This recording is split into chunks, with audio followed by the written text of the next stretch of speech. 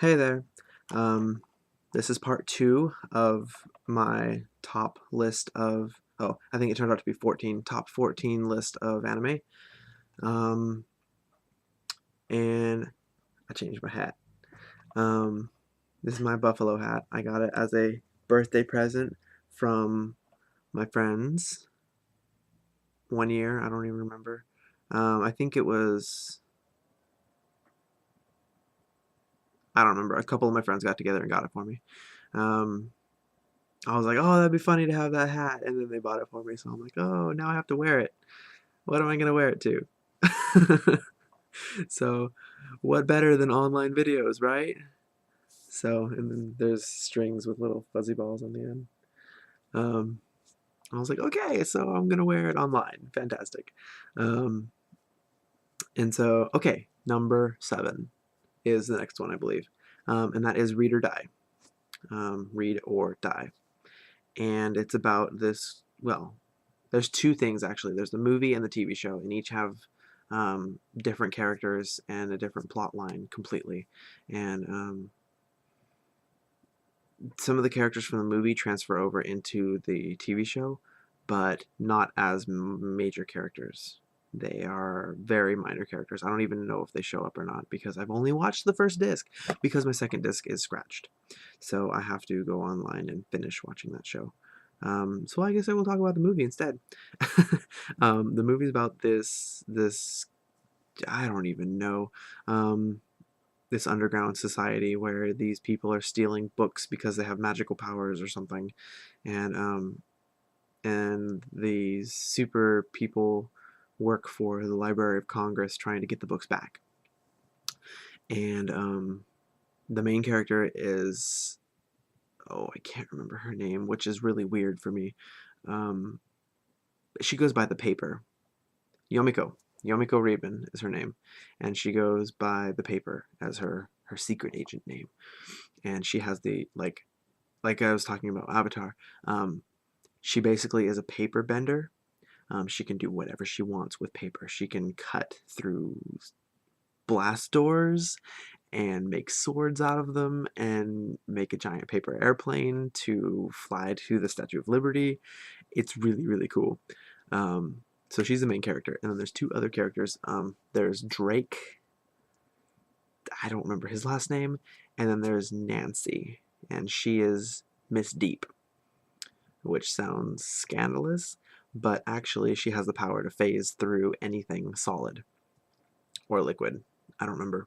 She phases through stuff.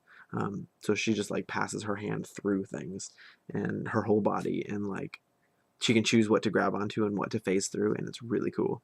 Um, and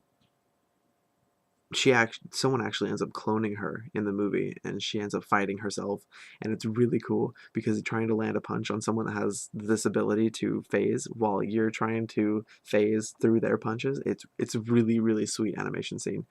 um, and I don't quite remember how that fight scene ends, but it's really, really cool. um, and then the third character is Drake, and he's called the toy soldier, I guess. um, he just goes by Drake, but one of the bad guys calls him your little toy soldier because she's French. Um, and I don't think he has any superpowers. I think he's just like a military guy because he has like guns and grenades and tactical knowledge and just pretty much keeps everyone from dying. Um, and so the three of them have to break into this construct and something stop something. I don't remember. I think they have to stop like um, a missile with like speakers to play a song, or the plot is really good, but it's kind of confusing. It reveals itself in the end. Um, However, it's pretty confusing. Okay, so um, that's Read or Die. It's great. You should watch it. There's a movie and a TV show. Both of them are really good. The TV show just focuses on these three sisters that can use paper as paper magic. And then there's a bunch of other characters that can do other magic and other cool stuff. And okay, number six. Number six is Samurai Champloo. Um, It's based in Edo era Japan, the Edo period, um, which from what I can tell is like the 60s were in the US is like the Edo period in Japan. So there's like all kinds of artistic expression, there's drugs and well, gangs and violence of course, but mostly just based off of like artistic expression and like feudal problems and um but that's not important. There's three main characters. There's Fu. She's a girl. She tricks these two samurai into following her, um, and so they like make this oath that they're going to help protect her. But that's it. They don't have to be nice. Um, and so the other character is, and she's like really kind of self aware and kind of nervous and cautious and everything. Um, I really should narrow down these videos because this one's already at 6 minutes. So that's 16 total, and I have 5 left to talk about. Um, yeah, the anime is really good. There's Jin and Mugen, and they are your traditional samurai and your unconventional samurai, respectively. Jin was trained in all of the arts and stuff, and he wears a very nice fitting kimono. He has glasses, long hair. He's got 2 different swords. I can't remember if he's got 2 or 1, but he fights very traditionally and gets the job done. And then Mugen is your brash, um, really headstrong character that he's not very educated, but he's got a lot of street smarts. So he knows how to work the system and how to get what he wants. And they're both amazing sword fighters. And Mugen does like this breakdance style of fighting. It's really sweet. Um, and the whole show dabbles in like modern stuff with past stuff, and it's really cool.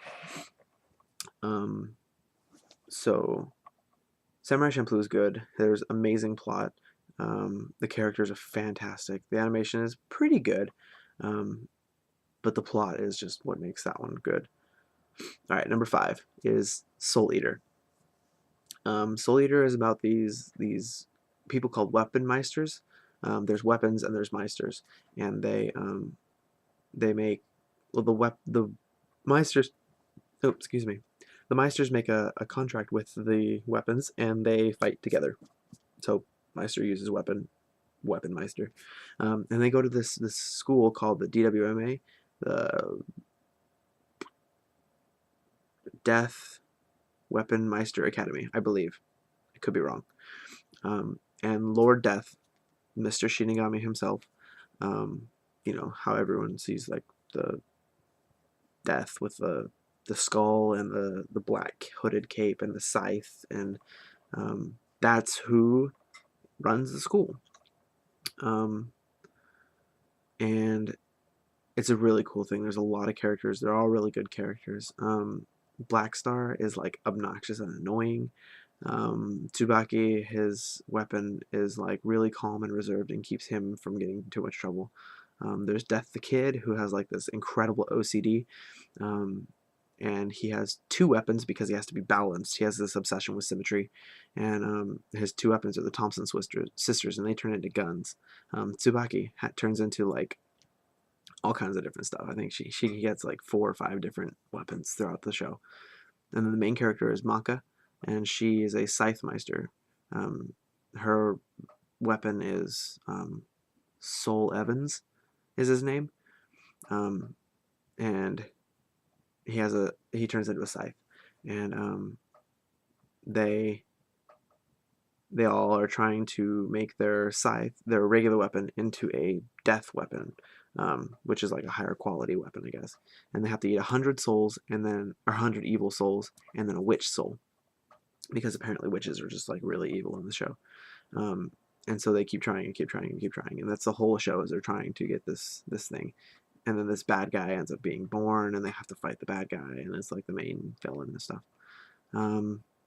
Crap, I'm already at 10 minutes again, and I only went over 3 animes in this one.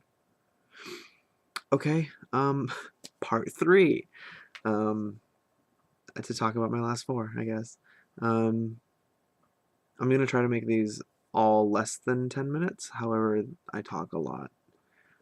So I will see you again in a minute for part 3.